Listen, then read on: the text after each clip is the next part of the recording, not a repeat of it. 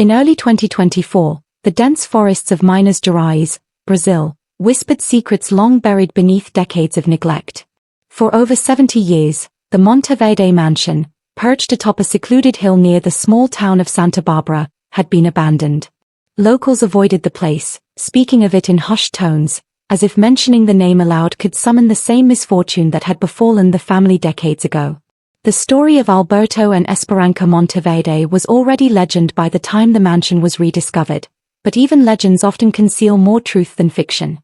The mansion, constructed in the late 1800s, had once been a symbol of wealth and ambition in Minas Gerais.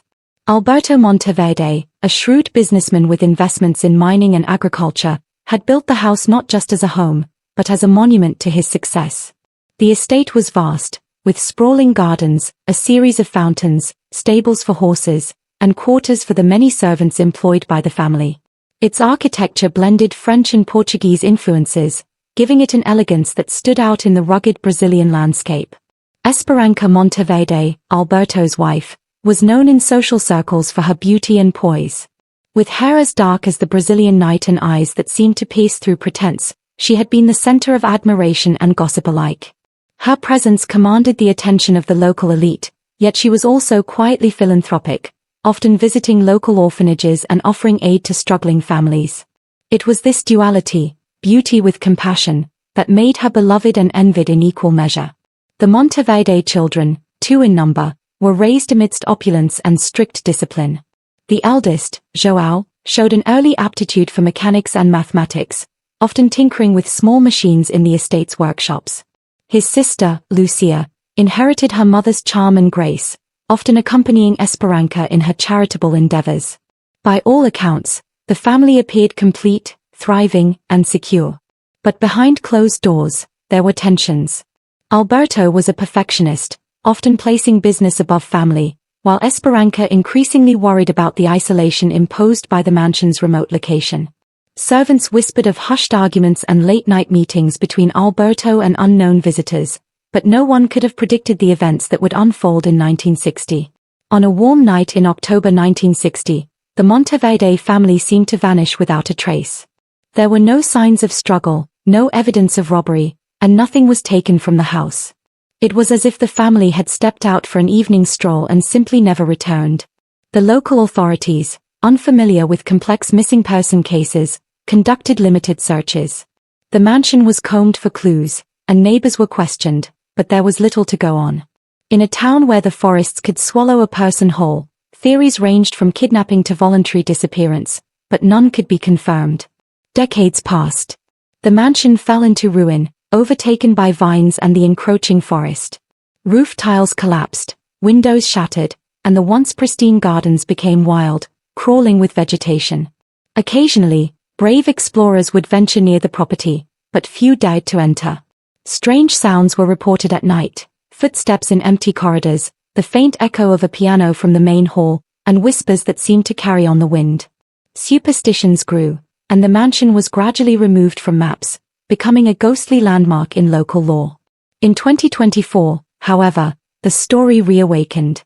A team of historians and urban explorers, intrigued by the legends surrounding the Monteverde disappearance, organized an expedition to document the mansion. Their mission was both archaeological and historical, to uncover physical evidence of the Monteverde family's life and to piece together the events leading to their mysterious vanishing. The team arrived with cameras, drones, and surveying equipment, ready to capture every detail of the decaying estate. Upon entering the mansion, they were struck by its state of preservation despite decades of abandonment. Dust-covered ornate furniture, but delicate carvings on tables, chairs, and door frames remained intact. Some rooms still bore traces of personal belongings, clothing left folded in drawers, books stacked on shelves, and family photographs yellowed with age but preserved behind glass frames. The air was heavy with the scent of decay mixed with the faint aroma of old wooden mothballs, a silent testimony to a sudden interruption in daily life. One room in particular captured the team's attention, the children's study. Here, João's mechanical models and unfinished experiments lay scattered, untouched for decades. Small gears, springs, and handcrafted mechanical toys littered the desk and floor. It was clear that the boy had been interrupted mid-project, leaving a life suddenly paused. Lucia's corner was equally revealing. Her collection of notebooks, sketches, and letters chronicled a young girl's life, her thoughts, dreams, and fears preserved in meticulous handwriting. Several letters hinted at her concerns over her father's secretive meetings and her mother's increasing anxiety. Though cryptic, the writings painted a vivid picture of a family under strain, yet still bound by love and tradition. The kitchen and servants' quarters told another story. Long-abandoned cooking utensils and furniture remained in place. Broken pottery, rusting knives, and a faded ledger chronicled the estate's expenditures. It was evident that the staff had either left in a hurry or had simply disappeared alongside the family. What puzzled the researchers most, however, was the absence of any external signs of forced entry or struggle. Windows were intact, doors locked from the inside, and the gates leading to the estate showed no disturbances. It was as if the family had simply evaporated into the night. Outside, the gardens offered clues of a sudden halt to normal life. Flowers bloomed uncontrollably in the absence of maintenance, and pathways were choked with weeds. Yet, amid the overgrowth, remnants of the Monteverde lifestyle remained: a rusted bicycle leaning against a wall, a child's doll caught in the bushes, and a set of well-worn shoes left beside the fountain. Each artifact suggested a life abruptly interrupted, frozen in time. As the team delved deeper into the mansion's archives, they discovered letters exchanged between Alberto and a local banker, discussing matters that hinted at financial turmoil. Some documents suggested disputes over land rights and mining investments, though the exact nature of these conflicts remained unclear. Others implied visits from unknown visitors, possibly connected to business or political dealings. While nothing concretely explained the family's disappearance, these papers suggested mounting pressures in both business and personal life that could have influenced their fate. The explorers also documented the mansion's architecture and hidden passages. Secret staircases, false walls, and concealed compartments suggested a design intended for privacy, perhaps even for security. Some of these passages were still accessible, offering the researchers new insight into how the family might have moved within the estate unnoticed. The combination of isolation, wealth, and secretive design hinted at a lifestyle both grand and potentially perilous, setting the stage for theories about the mysterious disappearance. Local oral histories added another dimension to the story. Elderly residents recalled sightings of the family in the weeks leading up to their disappearance. Some claimed to have seen Alberto Monteverde leaving the estate at odd hours, meeting with strangers in the shadows of the forest. Others spoke of Esperanza wandering the gardens late at night, her expression anxious and fearful. These recollections, while anecdotal, lent credence to the idea that the Monteverde family had been under unusual duress in their final days. Despite decades of mystery, the mansion remained remarkably preserved, offering a rare glimpse into the past. Every artifact, every note, and every creaking floorboard told a story of a family whose life ended abruptly, leaving questions that would challenge historians, investigators, and the public for years to come. The rediscovery of the Monteverde estate in 2024 reignited interest in a case that had long been relegated to legend, transforming whispers into a renewed pursuit of truth. In the months leading up to October 1960, the Monteverde family's life, once seemingly idyllic, was quietly unraveling. The sprawling mansion, which had stood as a symbol of prestige and stability, began to show signs of tension beneath its ornate facade. Although to the outside world, Alberto and Esperanza Monteverde were pillars of the community, wealthy, respected, and engaged in philanthropy, their private lives were markedly different. Alberto Monteverde, by all accounts, was a man consumed by ambition. His investments in the region's mining operations had initially brought him significant wealth, but during the late 1950s, market fluctuations and regional political disputes began to strain his finances. Letters discovered decades later revealed disputes over mining concessions and land boundaries with neighboring estates, some of which escalated to legal threats. He had become increasingly obsessed with protecting his family's legacy, a preoccupation that isolated him from the very people who could have provided counsel or assistance. Esperanza, though outwardly composed, sensed the growing dangers. Her letters to close friends expressed anxiety over the increasing number of unannounced visitors to the mansion and mysterious phone calls in the dead of night. These communications suggested that Alberto had been negotiating with powerful individuals, perhaps business rivals or political figures, but Esperança feared the intentions of some of these visitors. Her instinctive caution hinted at her maternal protective nature, especially concerning her children, João and Lucia. João Monteverde, at 15 years old in 1960, had matured into a curious and intelligent young man. He was fascinated by mechanics and engineering, spending hours in the mansion's workshop, often dismantling household items to understand their inner workings. His notes, preserved in the mansion, revealed a methodical mind, sketches of small machines, gears, and even early electrical experiments. João's intelligence was remarkable, but his precociousness also made him sensitive to the tension between his parents. He had begun to notice the late-night discussions, the closed doors, and the subtle signs of unease in the household. Lucia, the youngest at 12, was equally perceptive.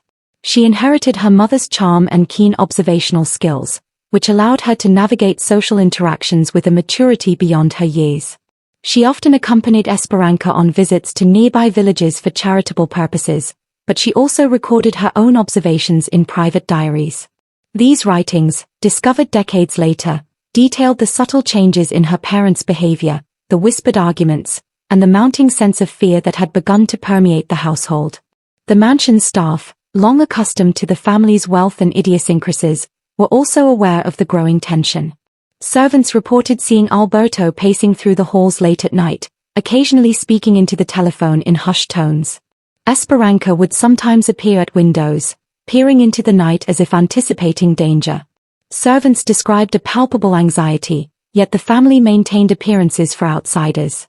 Social gatherings continued, and the family hosted dinners and events that projected normalcy, but behind closed doors, a storm was brewing. The social pressures were compounded by the mansion's isolation. Situated atop a remote hill, the estate was difficult to access, particularly at night. The dense forest surrounding the property made surveillance difficult, and local villagers often speculated about the activities that took place within its walls.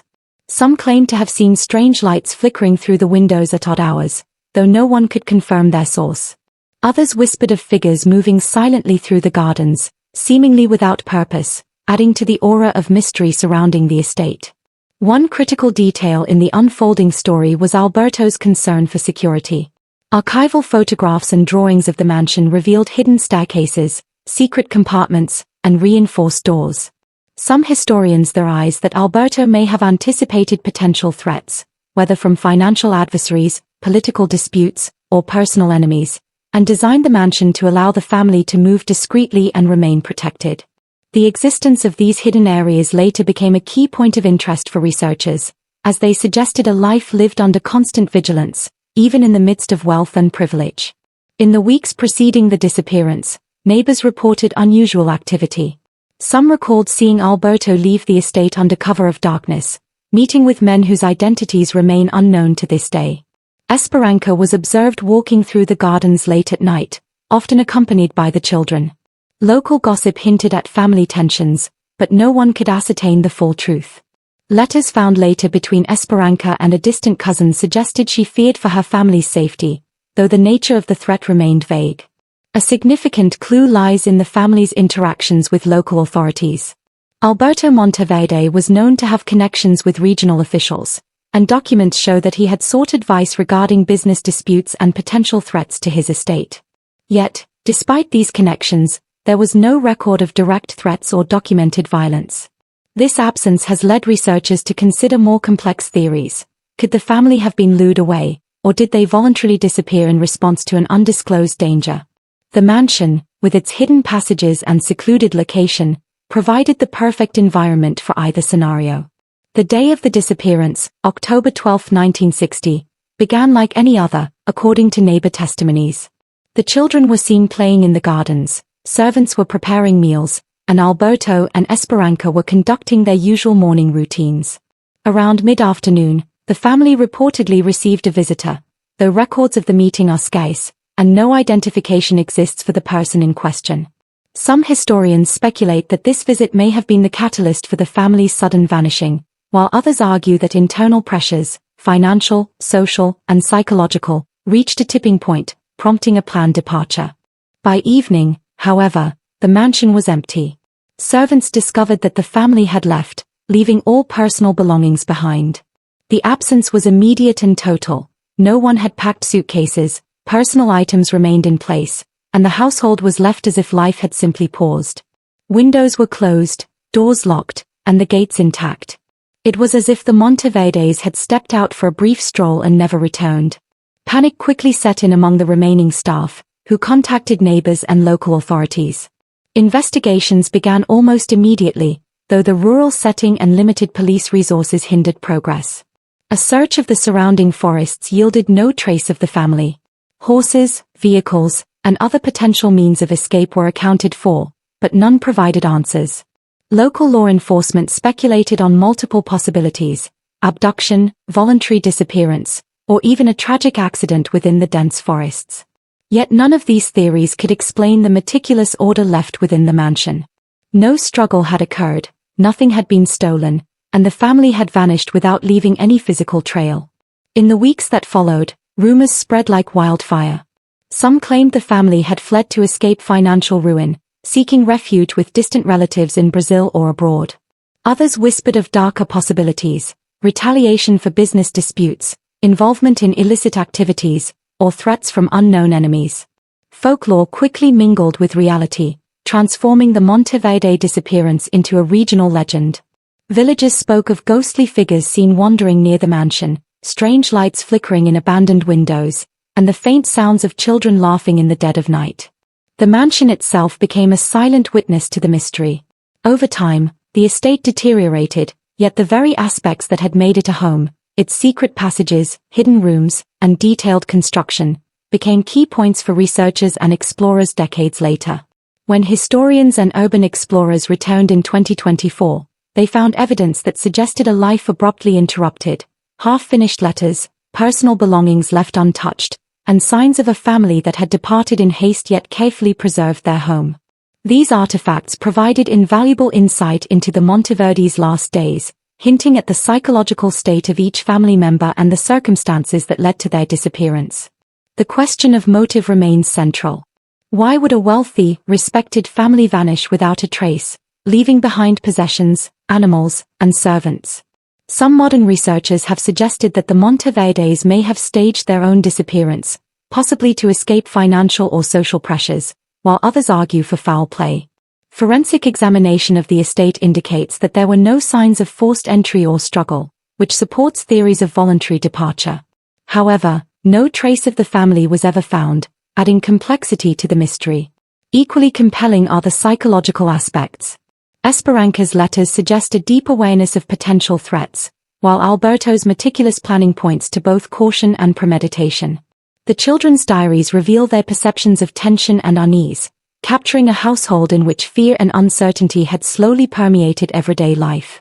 These elements provide a nuanced understanding of the family's mental state in the days leading up to their disappearance. Letters from neighbors and friends later revealed the psychological impact on the local community. Families close to the Monteverdes expressed fear and confusion, unsure whether the family had met with foul play or had chosen to leave secretly. The abruptness and totality of the disappearance sowed distrust and speculation, creating an enduring narrative of uncertainty. Over time, these rumors contributed to a mixture of folklore and documented history, shaping the mansion's reputation as a site of mystery and intrigue. One striking aspect of the disappearance was the preservation of the estate's daily life. Breakfast dishes, laundry, and personal items remained untouched, as though the family had simply vanished into thin air. The estate's hidden corridors and secret staircases, initially designed for security and convenience, now fueled speculation. Some researchers theorize that the Monteverdes may have used these passages to leave the mansion undetected, possibly escaping to a prepared location beyond the estate. Others argue that the family could have been removed against their will, with abduction orchestrated by unknown parties with intimate knowledge of the mansion's layout. Over the subsequent months, authorities attempted to trace potential leads. Correspondence was checked for financial transactions, travel plans, or hints of movement outside the region. Neighboring towns were surveyed for sightings, and local law enforcement contacted regional railway and transport officials. While a few reports emerged of individuals resembling the Monteverdes in distant locations, none could be verified. Each lead ultimately dissolved into uncertainty, further deepening the mystery. The mansion itself became a focal point for both official investigations and public fascination. The estate's size, seclusion, and complex architecture created both logistical challenges for searchers and a sense of intrigue for storytellers and researchers alike. Scholars visiting decades later noted that many features, hidden compartments, secret staircases, and reinforced doors, suggested a life carefully protected, hinting that the family may have anticipated potential danger. The meticulousness with which the Monteverdes maintained the estate, even in the days leading up to the disappearance, suggested a level of forethought and planning unmatched by ordinary households. Despite decades of investigation, the case remains unsolved. No definitive evidence of voluntary departure, abduction, or accident has ever been produced. The Monteverde family's fate remains one of Brazil's most enduring mysteries. Yet, artifacts discovered within the mansion, including personal letters, journals, and household items, continue to provide insight into the family's lives, revealing the pressures, anxieties, and careful planning that characterized their final days. The morning after the Monteverde family vanished, October 13, 1960, the local authorities in Minas Gerais were called to the estate. Officer Joaquim Santos, assigned to the investigation, recalled later that the mansion was eerily quiet, as if the house itself were holding its breath. Windows were tightly shut, doors locked from the inside, and every personal item, clothes, letters, keys, and books, remained exactly where it had been left the previous evening. The dinner dishes remained on the table, untouched, as though the family had simply evaporated. The first priority for investigators was to determine whether foul play had occurred. They meticulously combed the mansion for signs of forced entry, struggle, or any indication that the family had been coerced or attacked. Yet nothing suggested violence. No broken windows, no damaged locks, and no traces of blood were found anywhere in the estate. Even the normally boisterous household dogs had been left undisturbed, further complicating any theory of a sudden abduction. Authorities then turned their attention to the surrounding grounds. The estate's expansive gardens, winding paths, and hidden forested areas were carefully examined for footprints or disturbances. Tracking dogs were employed, but their search yielded nothing conclusive.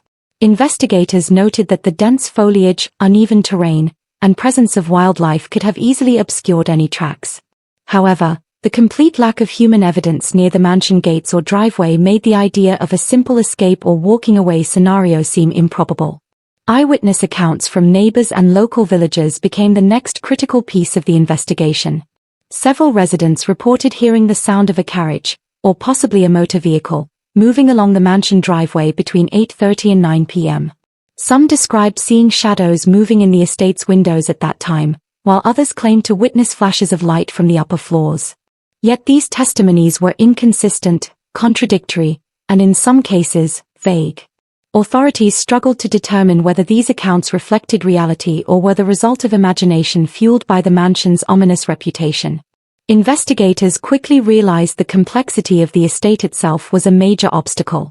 The Monteverde mansion, built over generations, featured multiple hidden staircases, concealed doors, and secret passageways. These architectural intricacies, designed initially for convenience and security, now added layers of mystery. Could the family have used these hidden passages to exit undetected? Or did these secret corridors conceal an entirely darker possibility, such as a carefully orchestrated abduction? No one could know for certain, and the investigation began to split into multiple hypotheses. One of the earliest theories proposed by authorities was voluntary disappearance. Alberto Monteverde's letters and business documents revealed mounting stress over financial disputes, particularly concerning local mining operations. Some experts speculated that the family might have left deliberately, seeking refuge in an unknown location to evade threats from rival families or competitors. While this scenario explained the lack of struggle or violence, it did not account for the absence of travel arrangements or evidence of preparation. The Monteverdes were meticulous planners, and their sudden departure without a trace seemed uncharacteristic. A second theory suggested kidnapping. While no signs of forced entry existed, some historians later hypothesized that a group with intimate knowledge of the mansion could have carried out a carefully planned abduction. Letters hinted at external threats, though details were scarce. The timing of the mysterious visitor who arrived at the estate on the evening of the disappearance further fueled speculation. Was this individual an agent of coercion? A messenger delivering urgent instructions? Or someone entirely unrelated, whose presence merely coincided with the family's vanishing? The truth remained elusive. The possibility of an accidental disappearance was also considered. Minas Gerais is known for its dense forests, hidden ravines, and treacherous terrain. Could the family have ventured outside the mansion and met with misfortune in the surrounding landscape? Investigators conducted extensive searches of nearby forests, rivers, and valleys, employing both manpower and horses to cover difficult terrain. However, despite days of effort, no trace of the family was ever found. The lack of evidence suggested that if an accident had occurred, it had left no visible mark, a scenario that seemed increasingly unlikely. During the early stages of the investigation, the role of the staff and servants came under scrutiny. They provided detailed accounts of the family's movements throughout the day, describing the routine activities in vivid detail. While these accounts confirmed the family's presence and behavior until early evening, they did not reveal any clues regarding the disappearance. Yet their testimony was crucial in establishing the timeline and emphasizing the mysterious nature of the vanishing. Investigators noted the unusual calm and orderliness among the staff. No one reported panic or confusion until the family's absence became undeniable. The press quickly seized upon the story, and by late October, newspapers across Minas Gerais and surrounding states were reporting on the Monteverde disappearance. Headlines ranged from factual to sensational: entire family vanishes without a trace and mansion mystery, children, parents missing. Journalists highlighted the mansion's grandeur, the family's prominence, and the baffling circumstances of the disappearance. Public fascination intensified as rumors spread of secret tunnels, hidden enemies, and even supernatural intervention. While some accounts were exaggerated, they reflected the pervasive sense of unease and mystery that enveloped the estate. Further complicating the investigation were letters and documents later found within the mansion. These included personal correspondence, ledgers of financial dealings, and notes hinting at potential threats or business disputes. Alberto's handwriting was meticulous, detailing negotiations and interactions with other families, yet none explicitly indicated fear for safety or plans to leave. Esperanca's journals reflected domestic concerns, her children's education, and the estate's upkeep, but offered no insight into any imminent danger. These documents provided context but no definitive answers, leaving authorities with speculation rather than evidence. In addition to written materials, some neighbors recalled strange occurrences in the days leading up to the disappearance. Unfamiliar figures were occasionally seen near the estate, and unusual sounds were reported at night, though most could not be corroborated. While these accounts were anecdotal, they reinforced the theory that external forces, whether human or otherwise, might have influenced the events of October 12. Modern researchers examining these reports emphasize the possibility of coordinated observation or surveillance prior to the disappearance, though evidence remains circumstantial. Investigators also considered the psychological state of the family. Historians and criminologists later debated whether the Monteverdes might have acted out of fear, paranoia, or a desire for secrecy. While Alberto had experienced financial stress, there was no indication that he feared imminent violence. Esperanca's meticulous care for the children suggested a protective nature rather than readiness to flee. The children themselves, João and Lucia, had shown curiosity and obedience, characteristics inconsistent with a sudden, secretive departure. These factors led experts to discount theories of voluntary disappearance as less likely. By November 1960, the investigation had expanded to include regional authorities and specialists. Search efforts spanned dozens of kilometers, encompassing neighboring towns, rivers, and forests. Despite exhaustive exploration, no physical evidence of the family emerged. The mansion remained intact, and the estate's surroundings offered no clues regarding escape routes or potential hazards. The persistence of this null result contributed to the perception that the Monteverdes had vanished under extraordinary circumstances. Public interest remained high. Local folklore began to intertwine with fact, creating a narrative that blurred the lines between reality and myth. Tales circulated of ghostly apparitions in the mansion, strange lights in the surrounding forests, and hidden tunnels leading to unknown destinations. While historians approach such accounts cautiously, they provide insight into the community's psyche and the enduring fascination with the case. Despite decades passing, the early investigative records remain central to understanding the Monteverde disappearance. Detailed timelines, witness interviews, and document analyses allow researchers to reconstruct the events with precision, even if the ultimate fate of Alberto, Esperanza, João, and Lucia cannot be determined. Scholars continue to examine these materials, seeking overlooked details, inconsistencies, or patterns that might offer answers. The complexity of the mansion, the conflicting eyewitness accounts, and the absence of concrete evidence created a perfect storm of mystery. By the end of 1960, investigators had officially classified the case as unsolved and unexplained, though the family's presumed fate varied among theories: voluntary disappearance, kidnapping, accident, or other unknown forces. Each theory carried strengths and weaknesses, yet none could conclusively account for the totality of circumstances. Injuries to the final four resulted from snow compression. Hypothermia claimed the others. But problems remained. The slope where the tent was found was relatively shallow, about 15 to 20 degrees, less steep than typical avalanche zones. Search teams found no obvious large avalanche debris. The tent was not crushed flat as one might expect. For decades, avalanche theory remained debated. Alternative theories begin. By the 1960s and 70s, speculation grew quietly. Some proposed military weapons testing, infrasound-induced panic, parachute mines, secret Soviet experiments, Yeti attack, UFO involvement. Most of these theories lacked evidence. But the secrecy of Soviet archives allowed imagination to flourish. During the Cold War, unexplained military testing in remote regions was not impossible. And Kholat-Syakhl was not far from restricted zones. However, no official military documents confirming weapons testing in that area during that period have been produced. What modern science says. In 2019, the Russian government reopened the investigation. In 2020, officials concluded that a rare type of slab avalanche likely caused the incident. Then in 2021, a peer-reviewed study by scientists including Johann Gorm and Alexander Puzrin, published in Communications Earth and Environment, used computer modeling to simulate snowpack conditions. Their findings: a delayed slab avalanche could have occurred hours after the tent was pitched. The force of compacted snow could explain the severe chest injuries. This modern analysis addressed earlier criticisms about slope angle and avalanche absence. However, debate continues among independent researchers. The human element. Beyond theories and physics lies the tragedy. These were young, experienced hikers. They were not amateurs. They had survived previous extreme expeditions. Igor Dyatlov was respected. The group dynamic was strong. Photographs recovered from their cameras show laughter, teamwork, and confidence just days before their deaths.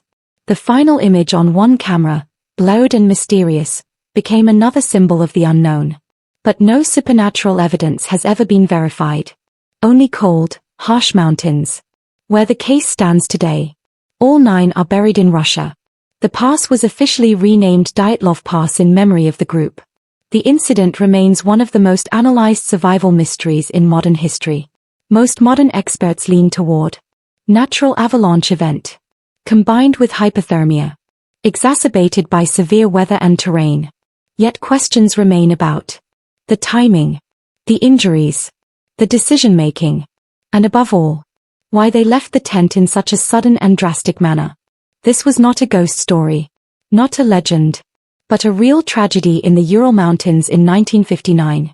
9 hikers, 1 mountain, 1 official explanation, and a mystery that still refuses to feel completely closed. On May 4, 1959, the final mystery was unearthed beneath 4 meters of compacted snow in a ravine deep within the northern Ural Mountains. For nearly 3 months, the fate of the missing hikers had gripped search teams, investigators, and families across the Soviet Union. Now, with the discovery of the last 4 bodies, the tragic puzzle of the Dyatlov Pass incident seemed complete, yet more disturbing than ever. The final victims were found in a small stream bed, partially clothed in garments cut from the bodies of their deceased companions. Unlike the first 5 hikers discovered earlier, these 4 displayed catastrophic internal injuries. 1 had a crushed skull. 2 had massive chest fractures, comparable to trauma seen in high-speed car crashes. Most shocking of all, 1 young woman was missing her tongue. The official autopsy reports would later state that the fatal injuries were caused by an unknown compelling force. But what did that mean? The closing of the case. The lead investigator, Lev Ivanov, completed his report in late May 1959. His conclusion was famously vague. He wrote that the hikers died due to a spontaneous force of nature which the tourists were unable to overcome. There was no mention of military tests. No mention of weapons. No mention of secret operations. The case was closed. For the families, closure did not bring peace. Parents buried sons and daughters in sealed coffins. Several relatives later recalled that the bodies showed unusual discoloration, described as a deep orange or brown tan. Officials explained this as natural post-mortem skin changes caused by exposure and decomposition. Still, whispers began to spread. Adding to the unease were reports from other hiking groups in the region. Some claimed to have seen strange glowing spheres in the night sky during February 1959. Soviet newspapers briefly mentioned fireballs observed in the northern skies, though no connection was officially made to the tragedy. The Ural Mountains returned to silence. But the mystery did not. A restricted zone. Shortly after the investigation concluded, authorities closed the area around the pass for 3 years. Access was restricted until 1962. No public explanation was given for this decision. To some, this suggested that the Soviet government was hiding something. In the late 1950s, the Cold War was at its height. The Soviet Union conducted weapons testing across remote territories. Missile launches and parachute mine experiments were not unheard of. Speculation grew that the hikers might have accidentally wandered into a classified military test zone. However, no official documentation ever surfaced proving that weapons testing occurred at the exact location that night. Lev Ivanov himself would later give interviews decades after the fall of the Soviet Union. In one interview, he suggested that unusual atmospheric phenomena might have played a role. He admitted that certain details were not fully explained, and that political pressure influenced how the final report was written. But he never directly accused the military. The injuries, a forensic puzzle. The autopsy findings remain one of the most debated elements of the case. The first 5 hikers died primarily from hypothermia. Their injuries were minor: bruises, scrapes, small fractures consistent with falls or exposure. But the final 4 were different. Lyudmila Dubinina had severe chest trauma and was missing her tongue. Alexander Zolotaryov and Nikolai Thibault-Brignoles suffered massive fractures. Yet there were no corresponding external wounds large enough to match such force. No deep cuts. No open fractures. Forensic experts at the time stated that the pressure required to cause such damage was comparable to being struck by a car. But there were no vehicles. No heavy machinery. No avalanche debris crushing them beneath tons of snow, at least not according to the original investigation. Radiation tests conducted on some clothing detected slightly elevated levels. This fueled theories about nuclear exposure or secret weapons. However, it was later noted that 2 of the hikers had previously worked in facilities where low-level radiation exposure was possible. Was it coincidence? Or contamination? The evidence did not provide clear answers. Avalanche theory revisited. For decades, many researchers dismissed the avalanche explanation. The slope where the tent was pitched did not appear steep enough for a large avalanche. Additionally, searchers did not initially report heavy snow buildup consistent with a major slide. But science does not stand still. In 2020, researchers conducted computer modeling based on terrain reconstruction and weather data from February 1959. Their findings suggested that a small slab avalanche could indeed have occurred hours after the tent was cut open. According to this theory, compacted snow may have gradually built up above the tent. A sudden release could have partially buried it, injuring some occupants. In panic, the hikers might have cut their way out and fled downhill, fearing further collapse. This would explain the slashed tent, the internal injuries from snow compression, the hurried escape without proper clothing.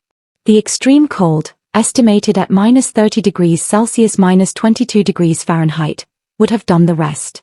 Still, critics argue that this does not explain everything. Why were some bodies found in a ravine? Why did they attempt to return to the tent? Why was there no massive debris field? The avalanche theory gained renewed credibility, but debate continued. The human factor. Another possibility centers not on military secrets or avalanches, but on human psychology under extreme stress. Imagine the scene. It is dark. The wind screams across the mountains. Snow shifts above the tent. A loud crack echoes. Perhaps part of the slope slides slightly, pressing against the shelter. Inside, 9 exhausted hikers wake in panic. Believing a larger avalanche imminent, they slash the tent and run. But once outside, they realize the slope has stabilized. Now they are half-dressed in sub-zero temperatures. Returning immediately uphill in the dark is difficult. Some may argue. Some may insist on reaching the tree line first. Under hypothermia, rational thinking deteriorates rapidly. People paradoxically remove clothing. They make irrational decisions. They become confused. The group splits. Some attempt to build a fire beneath the cedar tree. Others try to return to the tent for supplies. The final 4 seek shelter in a ravine, constructing a snow den that later collapses. What appears mysterious may be the tragic cascade of small decisions made under extreme environmental pressure. Reopening the investigation. In 2019, Russian authorities officially reopened the case to examine modern theories. After reviewing evidence and conducting new studies, prosecutors concluded in 2020 that an avalanche was the most likely cause. They ruled out criminal activity. They ruled out military testing. They ruled out supernatural explanations. The official modern stance, a natural disaster compounded by extreme weather. For many families, this brought a measure of closure. For others, questions remain. Why did experienced hikers choose that campsite? Why were certain details omitted from early reports? Why did the Soviet government restrict the area? Mysteries endure not because answers do not exist, but because human tragedy leaves emotional gaps no report can fill. The pass that changed its name. In memory of the group's leader, Igor Dyatlov, the mountain pass between Kholat Syakhl and a nearby unnamed peak was later officially named Dyatlov Pass.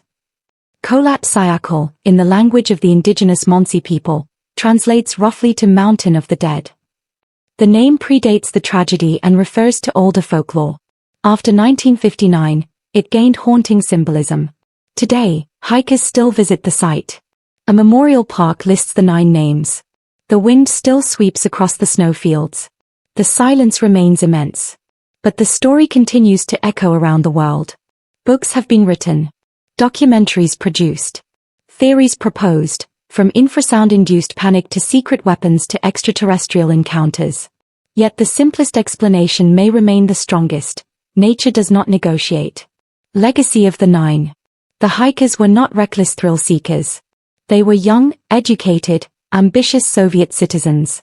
Most were engineering students from the Ural Polytechnic Institute. They had completed challenging expeditions before. Their journey was meant to qualify them for a Grade 3 hiking certification, the highest level in the Soviet system. Instead, it became one of the most enduring mysteries of the 20th century. The Dyatlov Pass incident remains a powerful reminder of how fragile human life can be against environmental extremes. It also demonstrates how information gaps, especially during the Cold War era, can amplify suspicion and speculation. In truth, the mountains are indifferent. Wind, snow, gravity, and cold require no conspiracy. Closing reflection. When all 9 bodies were finally laid to rest in 1959, the Soviet public moved on. The State Archive sealed documents. The mountains reclaimed their silence. But the families did not forget. Every February, memorial gatherings honor the hikers. Flowers are placed. Candles lit. In the end, perhaps the greatest tragedy is not mystery, but youth cut short. 9 lives ended on a frozen slope in the northern Urals. 9 names carried forward by history. And a single, enduring question whispered through the snow. What truly happened that night? By late February 1959, the search teams had already discovered the first 5 bodies of the Dyatlov group on the slopes of Kholat Syakhl in the northern Ural Mountains. But 4 members were still missing: Ludmila Dubinina, Semyon Zolotaryov, Nikolai Thibault-Brignol, and Alexander Kolevatov. What rescuers would soon uncover would transform the case from tragic to legendary. The snow melts, May 1959. 4 months, deep snow prevented further recovery. It wasn't until May 1959, when temperatures rose and snow began to melt, that search teams discovered a ravine about 75 meters from the cedar tree where the first bodies were found. Inside that ravine, under several meters of snow, they located the final 4 hikers. But these bodies were different. Very different. The 4 bodies were discovered lying in a small stream bed, partially buried in snow and ice. Unlike the earlier victims who died primarily from hypothermia, these hikers had catastrophic internal injuries. Nikolai Thibault-Brignol had a severe skull fracture. Semyon Zolotaryov had multiple broken ribs. Lyudmila Dubinina had broken ribs and was missing her tongue. Alexander Kolevatov had neck injuries. The medical examiner noted something chilling. The force that caused these injuries was described as comparable to a car crash. Yet there were no external wounds consistent with the fight. No defensive injuries. No knife marks. No signs of attack by another human. It was as if something massive had crushed them internally. The missing tongue. One of the most widely discussed details in the case was the condition of Lyudmila Dubinina. Her tongue was missing. So were parts of her lips and facial soft tissue. At first glance, this seemed horrific and suspicious. But forensic experts later explained that bodies submerged in running water often suffer post-mortem soft tissue loss due to decomposition and scavenging animals. The ravine had a small stream beneath the snow. Still, to the public imagination, the missing tongue became one of the most haunting details in the mystery. Radiation on the clothing. Another strange discovery: some of the hikers' clothing showed elevated levels of radiation. Investigators detected radiation on garments belonging to Zolotaryov and Dubinina. This fueled decades of speculation. Was it a secret Soviet weapons test? A nuclear accident? A classified military experiment? However, records later showed that some members of the group had previously worked in facilities that handled radioactive materials. Contamination from earlier exposure could explain the findings. The radiation levels were elevated but not lethal. The official investigation, 1959. The Soviet authorities opened a criminal investigation shortly after the bodies were discovered. Lead investigator Lev Ivanov conducted interviews, examined the site, and studied forensic reports. His final conclusion, delivered in May 1959, was brief and unsatisfying. The hikers met their deaths due to a compelling natural force. That was it. No specific explanation. No avalanche declared. No criminal suspects. The case was closed. For decades, files were sealed. Over time, the most widely accepted explanation became a delayed slab avalanche. 4. According to this theory, the hikers pitched their tent on a slope. They cut into the snowpack to level the ground. This destabilized a slab of compacted snow. Hours later, a slab avalanche partially collapsed onto the tent. This would explain why. The tent was damaged from the inside. The group fled quickly. Some sustained crushing injuries. They failed to return, fear of further slides. In 2020, Russian authorities officially reopened the case and concluded that a small avalanche was indeed the cause. They cited computer simulations and snow science modeling to support the claim. But why no massive avalanche signs? Critics argue. The slope angle was relatively shallow. There were no obvious avalanche debris fields. The tent was not completely buried. Supporters counter that it may have been a localized slab collapse, enough to frighten and injure but not a full mountain-wide avalanche. Modern studies from Swiss snow experts suggest this type of delayed slab release is plausible under specific conditions. Other theories over the years. The mystery created endless alternative explanations. Military weapons testing. Some suggested Soviet missile tests or parachute mines created shockwaves causing internal injuries. Infrasound panic theory. Wind passing over the mountain could create low-frequency sound waves inducing panic. Yeti attack.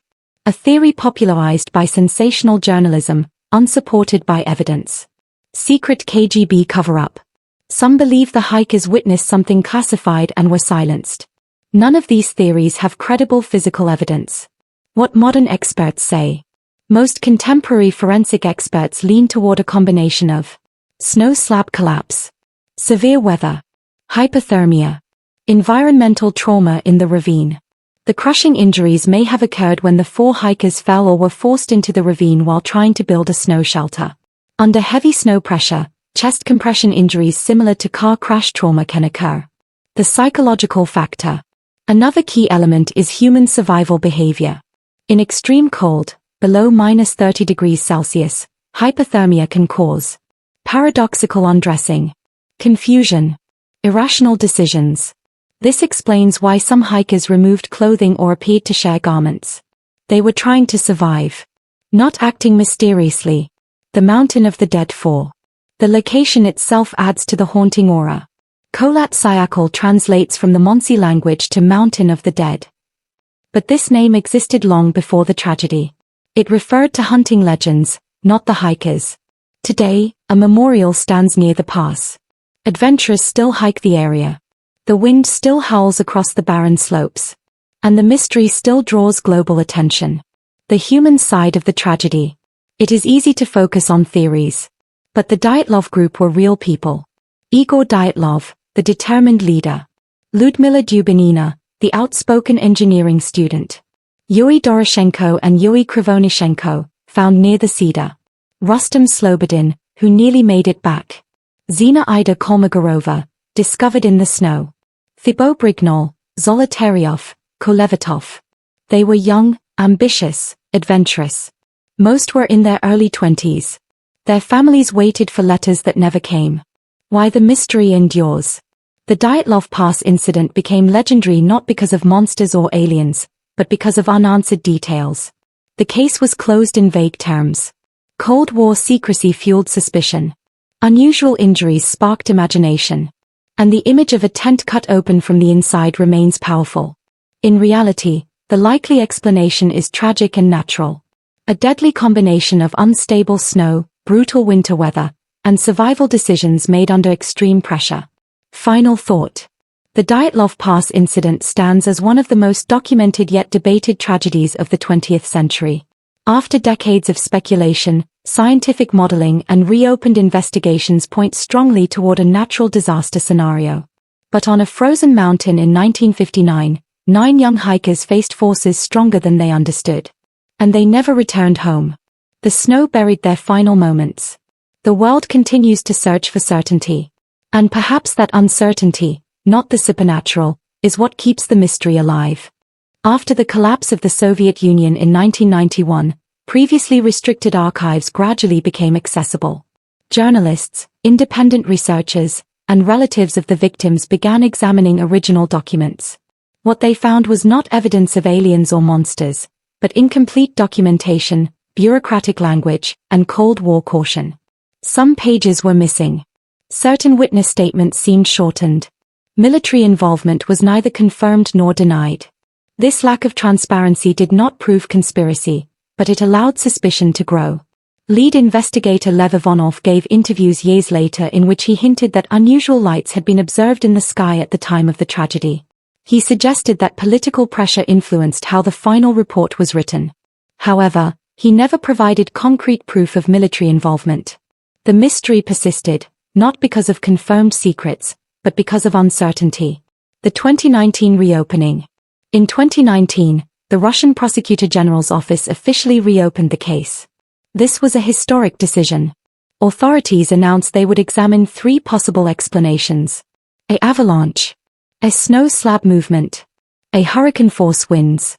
Importantly, they stated from the beginning that criminal activity was unlikely. This reopening aimed not to create drama, but to apply modern forensic science to historical evidence. Advanced snow science enters the case. One of the most important developments came from international collaboration. A team of researchers, including scientists specializing in snow mechanics and avalanche modeling, recreated the slope conditions of February 1959 using advanced computer simulations. The area of the incident lies on the eastern slope of Kholat-Syakhl, a mountain in the northern Ural range. 4. Researchers examined a historical weather records, a snowpack structure, terrain angle, a wind patterns. Their findings were significant. They concluded that a delayed slab avalanche was possible, even on a relatively mild slope. Here's how. When the hikers pitched their tent, they cut into the snow to level the ground. This disturbed the snowpack structure. Later, strong katabatic winds, powerful downhill gusts, deposited additional snow above the tent. Hours later, a slab of compacted snow may have detached and slid downward. Not a massive, roaring avalanche, but enough to partially collapse the tent. Enough to cause panic. Enough to injure some members. Explaining the injuries. One of the biggest historical objections to the avalanche theory was the severe internal injuries of the 4 hikers found in the ravine. But modern modeling showed that compacted snow moving as a dense slab can exert immense pressure, comparable to blunt force trauma from a vehicle collision. Importantly, a snow compression can cause rib fractures without massive external bleeding. Victims pinned under heavy snow may suffer chest collapse. Skull fractures can occur from impact with ice or rocks beneath snow layers. The injuries were brutal, but they were consistent with extreme environmental forces. The ravine shelter theory. After fleeing the tent, the hikers moved toward the forest, approximately 1.5 kilometers downhill. 2 died near a cedar tree while attempting to start a fire. 3 attempted to return to the tent and collapsed from hypothermia. The final 4 moved deeper into the forest and constructed a snow shelter in a ravine. Evidence at the site suggested they attempted to dig into the snow for insulation. This was a rational survival tactic. However, the ravine's steep edges and unstable snowpack posed danger. It is possible that a part of the snow shelter collapsed. They fell several meters onto rocks beneath the snow. A heavy snow then compressed them. This could explain the severe injuries of those 4 individuals. What about the missing tongue? Ludmila Dubinina's missing tongue became one of the most sensational details in the case. But forensic science provides a simple explanation. Her body was found in running water beneath snow for months. Soft tissues, including the tongue, lips, and eyes, are among the first to decompose or be consumed by small animals. There was no evidence of surgical removal. No signs of human mutilation. The horror came from natural decomposition. The radiation question. Traces of radiation were found on certain clothing items. This fact fueled decades of Cold War paranoia. But modern review showed 2 hikers had previously worked in nuclear-related facilities. A background contamination in the Soviet Union at the time was not uncommon. The radiation levels were elevated but not life-threatening. No evidence suggests a nuclear weapon, missile, or secret experiment caused their deaths. The 2020 official conclusion. In July 2020, Russian authorities announced their final modern conclusion. The cause of death was a slab avalanche followed by hypothermia. They ruled out a military testing, a criminal activity, a paranormal involvement. The case was officially closed again. This time, with scientific modeling to support the findings. Why some still doubt? Despite scientific advances, not everyone accepts the avalanche explanation. Critics argue. Search teams in 1959 did not report obvious avalanche debris. The slope angle appeared too gentle. The tent remained partially visible.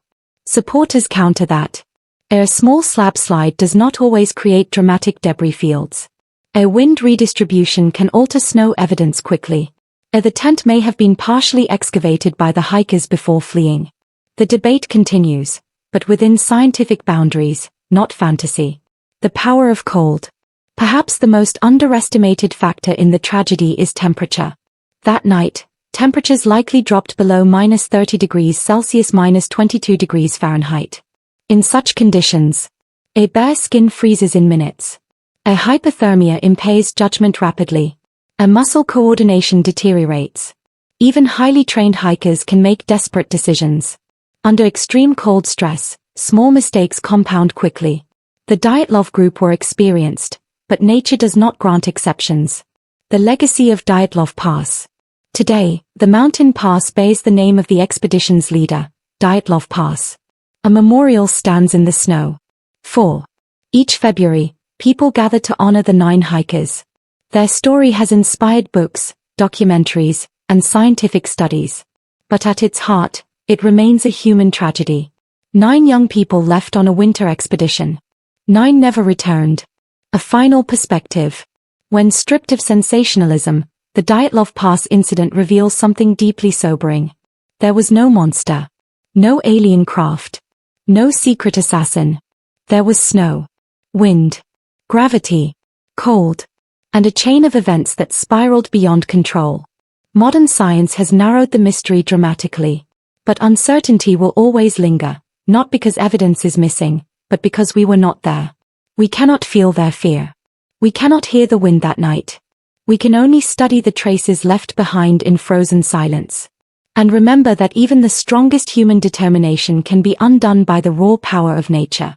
For decades, the Dyatlov Pass incident existed in a strange space between tragedy and legend. The official 1959 conclusion, a compelling natural force, satisfied no one. It explained nothing. It named no force. It offered no mechanism. It closed the case, but it did not close the questions. The families buried their loved ones under grey Soviet skies. Friends carried on. The mountains remained silent.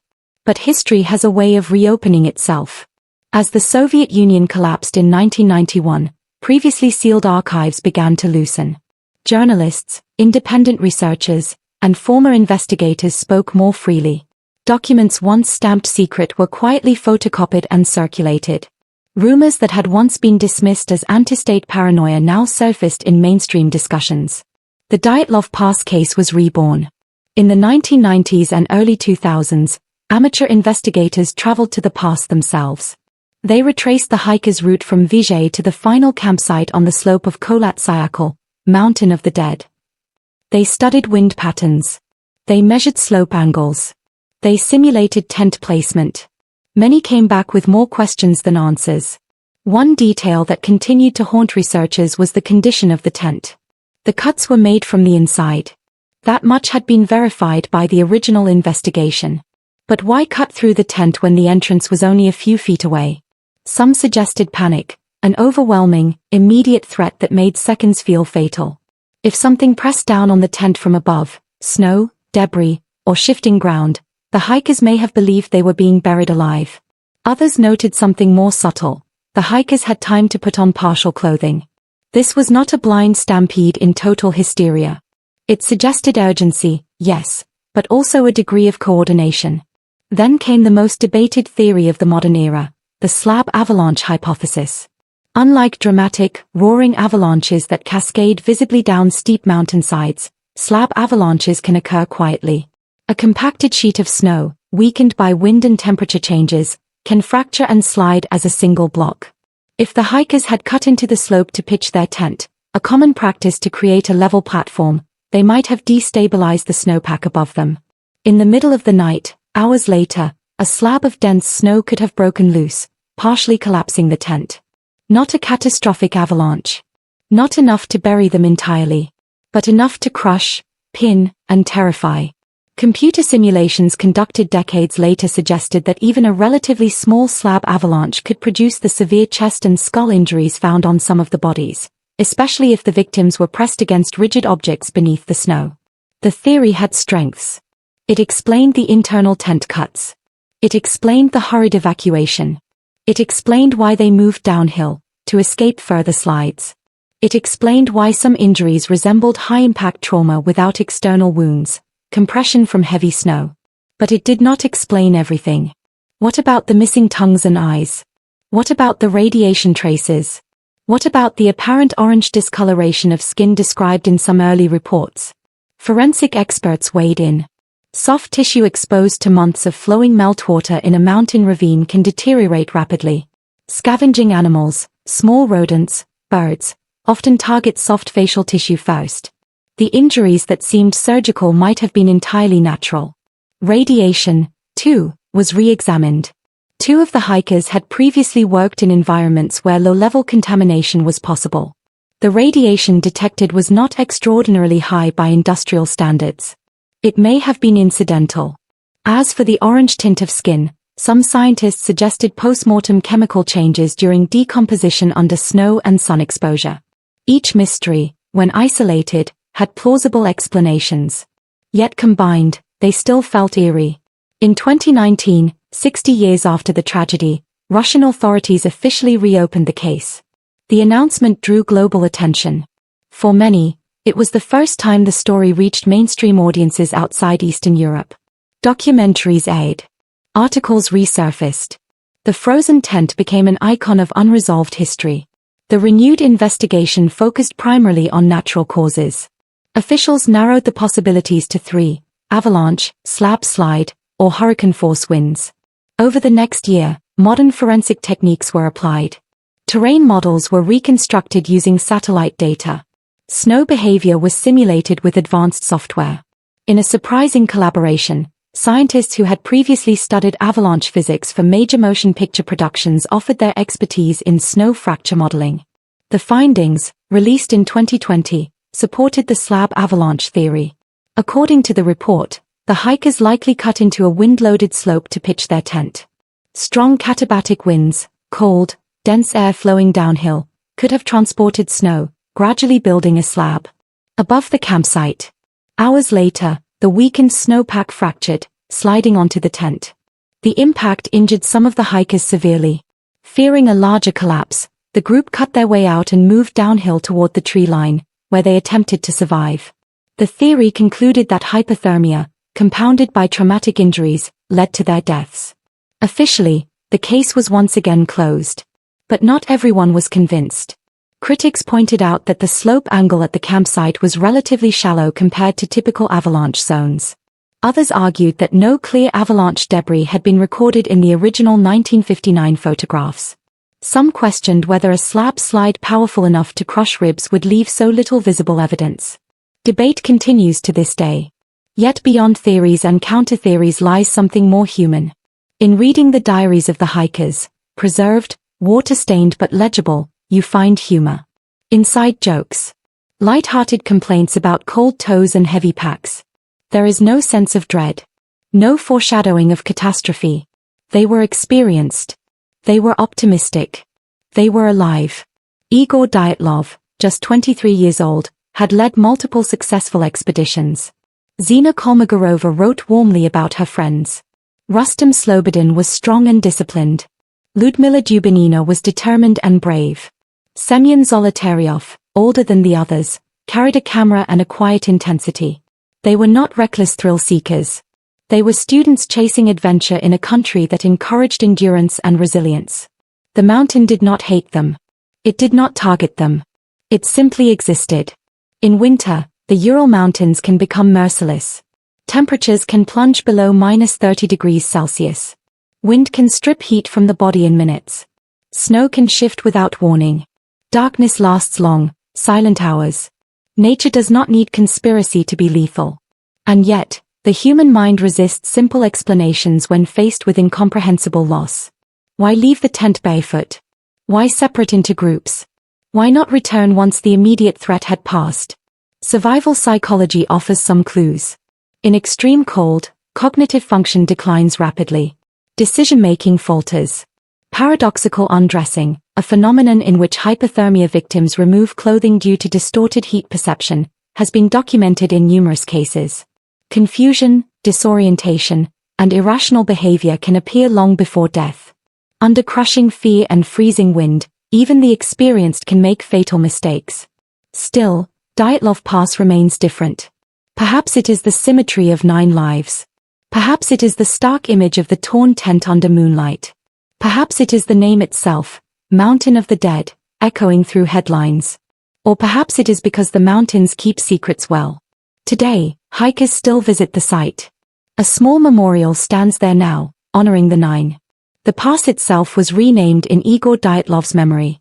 Snow continues to blanket the slope each winter, erasing footprints within hours. When visitors stand there in silence, wind sweeping across white emptiness, they often report something unexpected, not fear, but humility. The scale of the landscape dwarfs human presence. The sky stretches endlessly. Sound carries strangely across frozen plains. It becomes easier to imagine how quickly control can slip away. In the end, the Dyatlov Pass incident may never feel entirely solved. Even if the slab avalanche theory is correct, and many experts believe it is, the emotional mystery lingers.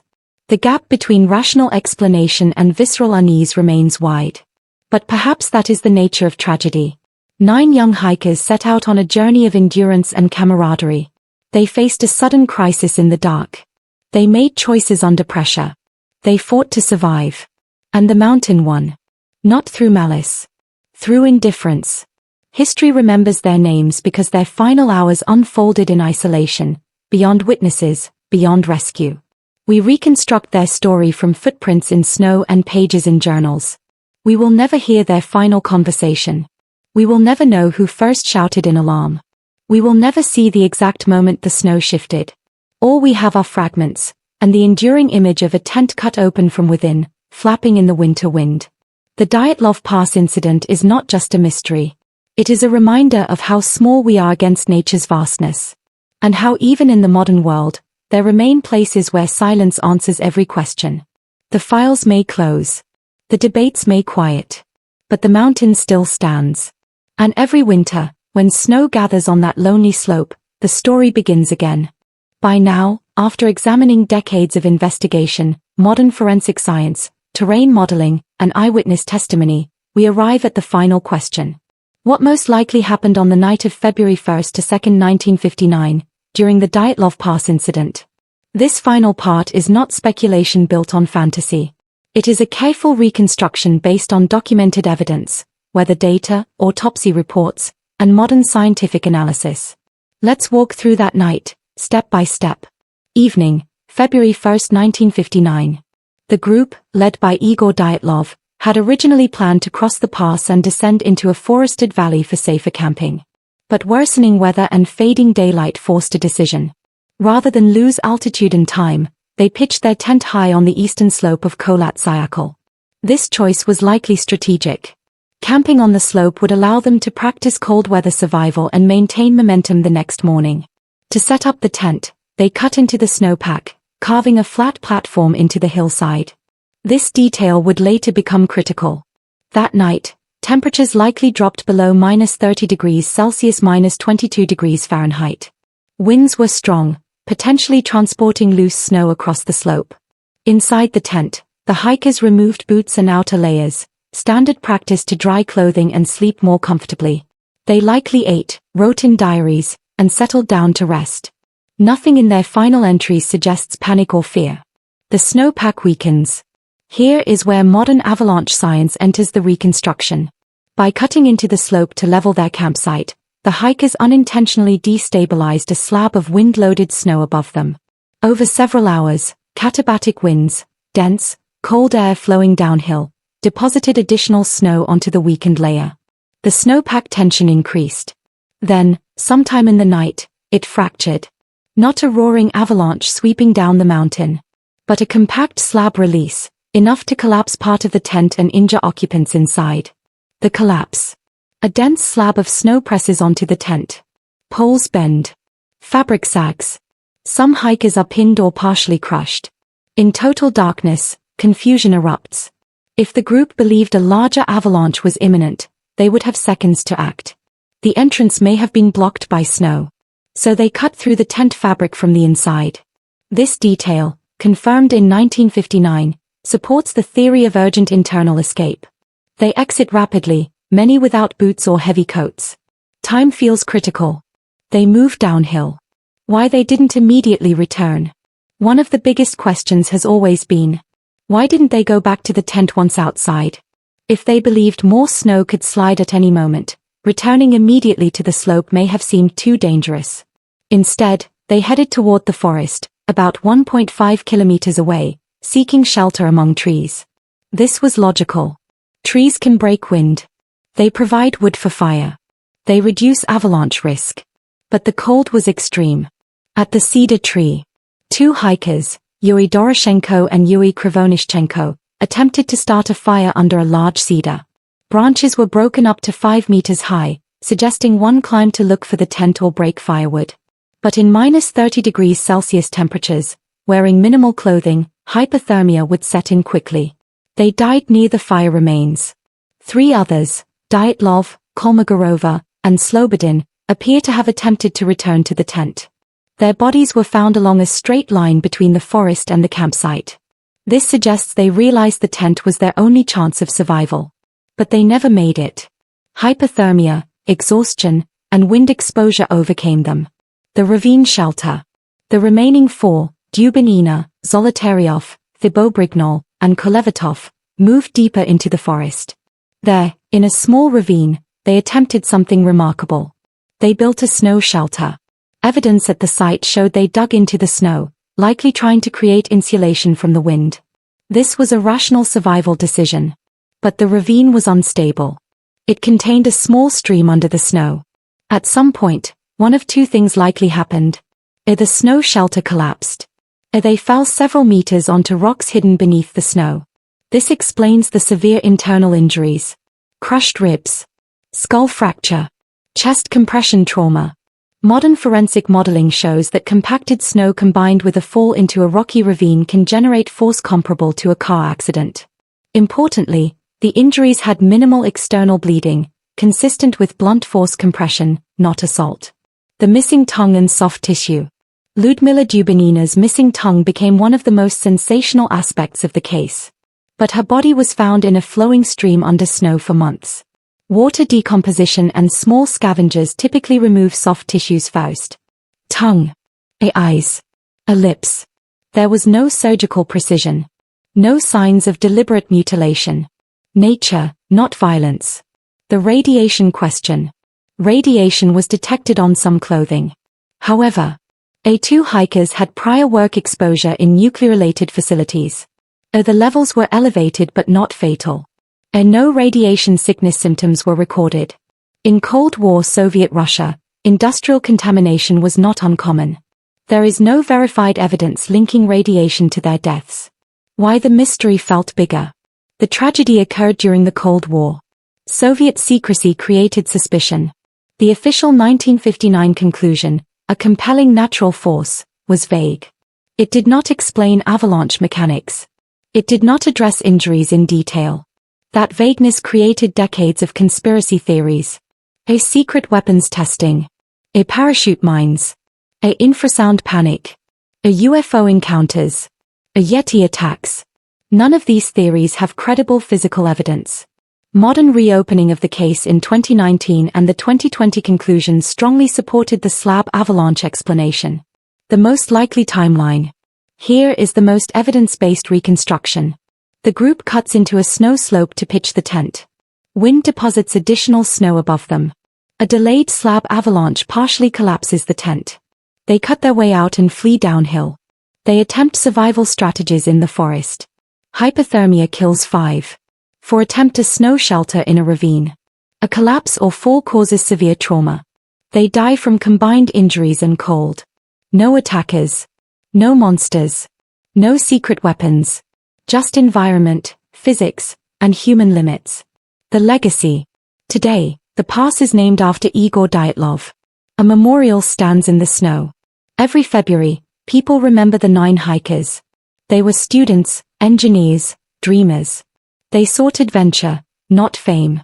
Their tragedy endures because it occurred without witnesses. Because nature left only fragments.